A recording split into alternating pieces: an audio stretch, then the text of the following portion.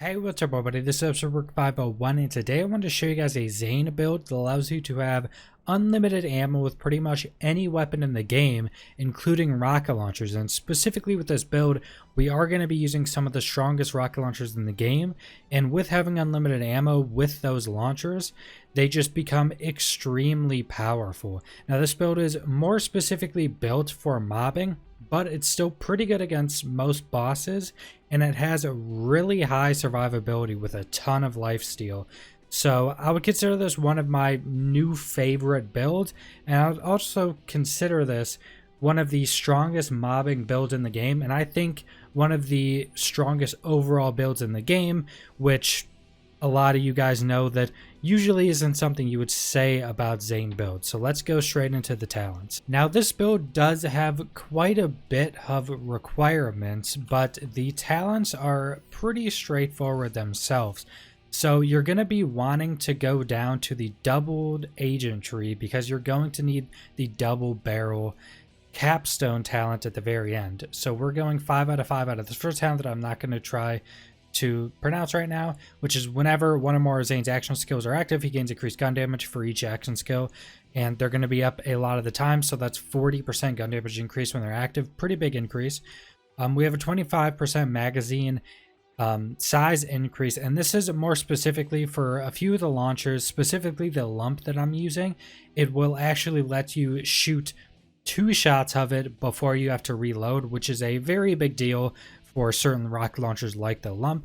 Then we have a 5 out of 5 Donnybrook, which gives, whenever you kill an enemy, it gives you and your digiclone increased gun damage and health regen for a few seconds. That's 90% gun damage and 3.1% of your missing health for 15 seconds. Pretty big buffs, and since you're having digiclone up as much as you can, it's doubled, so very strong talent. Then we have 2 out of 5 with duct tape mod, which is mainly just to get lower in the tree. The first shot fired from your weapon has a chance to fire a grenade that's based off your grenade mod. It has a short 8-second cooldown, but with this and with having rocket launchers, you're only shooting a few shots before reloading, so this has a decent chance to go off. Now we're using pocket full of grenades, which gives you grenade regen after killing an enemy. Now the reason we're doing this is because we have boom enhance, which consumes grenades when you use our digiclone. So we're definitely wanting to keep this up a lot of the time so we can always get our enhanced digiclone, which we'll go down to in a second. Then we have Supersonic Man. When you have one or more actions to go active, you gain movement speed for each active skill, so 12% move speed for each skill. Then we have Trick of the Light, which you deal bonus shock damage to enemies that aren't targeting him, which is pretty nice because we are using a digiclone augment that makes him taunt enemies around us, so we will be getting a decent bit of damage increase from this. Then we have boom enhance, which we just talked about, and it's whenever you summon your digiclone, you consume up to 3 grenades to give your digiclone basically just massive stat increases across the board: gun damage, max health, which your max health is massive, fire rate, reload speed, and duration, and that's per grenade, up to 3 grenades. So this just basically puts your digiclone on steroids, and it's definitely worthwhile, and it's definitely worth getting pocket full of grenades so you can constantly use the full 3 grenades for boom enhance. Then we have double barrel. The clone is equipped with a copy of Zane's current weapon when activated. This is one of the main things you need for this build, just because what we're using, he needs to have your weapon. Swapping places with the clone causes Zane and his clone to gain increased gun damage of 20%, which is pretty big.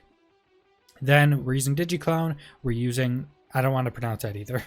But this is basically whenever the clone takes damage, Zane's shield is restored by a portion of that damage, which is very helpful just to keep yourself alive, but also with the topped off guardian skill, which drastically increases your cooldown rate when it full shield, so it's very helpful with that as well. Then we're using which one's real, which enemies are more likely to target the clone after it's summoned and after swapping places with it.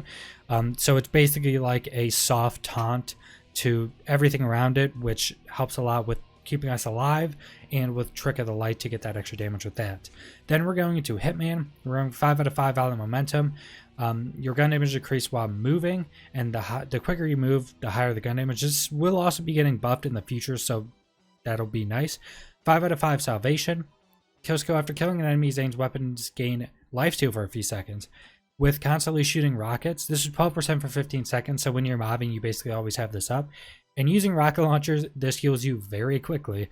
Then we have drone delivery. Your drone will occasionally drop a free grenade based on your current grenade mod. I'm using a hex, so that's nice because it'll just home stuff. So it's not a grenade that, you know, it'll just randomly drop somewhere and won't do anything. It'll actually home the targets.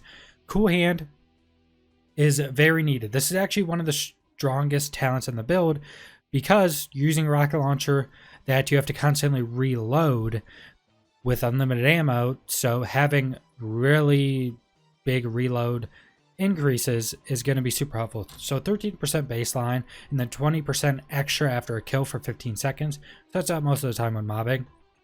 Then we have Death Follows Close. All of Zane's kill skills gain increased effect and duration, 25% bonus, and 7% duration. Or 7-second duration, and this was just buffed. I don't think it was working correctly, and it was just fixed or buffed, whichever you want to call it. Then we have Playing Dirty. After you kill an enemy, your next 5 shots all have a chance to fire an additional projectile. As you can imagine, this is insane with rocket launchers. If you're firing a lump, I have a 2 times a lump, it'll fire 1 extra ball. If you're firing the Scourge, which is the other weapon I use in this video, it'll fire just an extra rocket, basically. Incredibly strong. Also, depending on how many, I don't have to go fully into this. Or do I have to go fully into this? I don't even remember if I fully went into this. Actually, we can just check which one I have. So I have 3 on this, so I did have to go fully into it to get the 100%. But if you have more than 3 on your class mod with a specific class mod we need for this, just get up to 100%. You don't go past 100%, so you could possibly put another talent into Good Misfortune, which is a kill skill. Whenever you kill something, your action skill duration is increased and has diminishing returns. So, all very good. Then we're using the drone. We're using Winter's Drone, which it converts it to cryo damage shots, and then the static shield or static field, which it basically shocks enemies, draining their shields and giving you shield back, which is very nice for survivability. Also, if you guys didn't know, they recently did a change to anointed enemies, so they're no longer immune to cryo damage. They just can't be fully frozen. So now that they're not immune to cryo damage, Zane is much stronger because he likes using cryo weapons, and having your drone do cryo damage is also very nice, especially for Slaughter Shaft, which is the main place I would be farming with this, because it's just one of the best legendary farms in the game. And if you don't know, on True Vault Hunter mode, or just baseline in the game, cryo does more damage to armored enemies, and in True Vault Hunter mode, that is increased to 150%, which is pretty crazy. So that's for our talents. So going into our build, there's a few things you absolutely need. You need a face puncher. Any face puncher doesn't matter. A redundant one is going to be very good. If you don't know what that does, it doubles the pellets 2 times 14 instead of times 7. Now, the other thing you're going to need is a, I think, Planetoid. I don't know if Commander is in that, but basically what that does, dealing melee damage replenishes your ammo. And a face puncher, every pellet is considered a melee attack. Now, what happens with your Digiclone? Your Digiclone actually takes the effects of the weapon. It takes the effects of your artifact as well. I don't know the other things it takes effects of. I guess grenades, because it will throw out your grenade mod. And I don't know 100% like what else it takes, if it takes anything from the shield or not. But it does take it from the artifact. Now, I actually have a really good roll, because actually the elemental damage off melee attacks that changes will also work, because what you're going to be doing before you summon out your Digiclone, you're going to be having your face puncher equipped, and then when you summon your Digiclone, since we have the talent, our Digiclone will have a face puncher. Now, since it takes the basically effects of your artifact, dealing melee damage replenishes ammo, every shot it does with the face puncher is basically doing 14, if you have the redundant, 14 melee attacks, which is giving you 8% ammo refill. So when you have your Digiclone out and it has a face puncher, you will never run out of launcher ammo. He shoots a shot and it pretty much fills your launcher ammo. If you're using any other weapon, it's going to give you a ridiculous amount back as well because it's percentage based. And having that extra elemental damage on melee is just bonus damage. It's actually a really well rolled weapon or artifact because grenade damage, which we do, electrocute damage, we don't do a ton of, but we do have some. Magazine size, really good, and just all around a very good artifact bond. But you need that planetoid, you need that ammo regen because that's how you're going to have the unlimited ammo. For the class mod, you're going to want to be having the Lucky Executioner or Executor. Main reason, we just talked about the talent, which we have 3 of, which gives you, after you kill something, a chance to fire an additional projectile, and if you have enough, you can get 100%. The more of that, the better. I would get 5 of that if I possibly could, just so I could put talents in the other things. Now I have a few of these. Also, kill skill, whenever you kill an enemy, you gain basically all damage stats across the board: accuracy, handling, critical damage, status effect damage, and status effect chains. So really big buff. So this one, the only reason I'm using this is because of charge speed. If I was using a lump, which has a charge, which is massive, it's 54%. That'll always be the same at level 50 legendary mods. So that's massive if you're using a lump. But if you're using something like a Scourge, which is also actually insane, I think this is actually better for this build. But I do have a different one, which I do have a few of these just saved. I have this one +5, but the secondary sets are very good. So I have this one right here, which has Torg weapon reload speed. It has +3 again on the what is that actually called? We have +3 again on playing dirty. These aren't even close to god rolls for class mods, but it does have that reload speed, so I'd switch this on if I was using the Scourge, just because reloading is more important, and it doesn't have a charge speed anyway, and it is Torg, so it does get it. You can get just base reload, you can get 25% weapon damage on these, you can get 31% heavy damage, you can get so many good rolls that, if you get a god roll class mod, your build is just getting a massive buff to how powerful it is overall. Now for shields, I would definitely recommend just having any really good shield. Recharges are absolutely amazing. I really like them. This one also has radiation resistance, since I'm using a radiation hex. It's pretty nice. This one also has ammo regen while terrified. Now I don't basically prioritize keeping myself terrified with my face puncher, which I do have the terrified anointed on it, but when you are terrified, you'll randomly get an extra shot of your launcher before reloading, so that's nice. And just this recharger is a really good shield. It's also really nice because when your shield breaks, every 20 seconds it instantly recharges fully, and that's really good for topped off, as we just talked about, for better cooldown. The grenade, also the terrified damage and fire rate increase. If you're using a Scourge, it'll affect the fire rate. I don't know if with a lump, I don't think it'll affect the fire rate of the lump really, if much at all, but it's a recurring hex with radiation. I like the radiation, the recurring hex, just because it spreads the radiation all around, which is nice when mobbing, because then they blow up and do that damage, and that does damage over time. And the hexes, that's kind of what they were built for, or so the devs say, is to easily apply their status effect to everything around them very easily. So that's really nice, and hexes are good for, your drone dropping them, so it doesn't have to aim or waste grenades.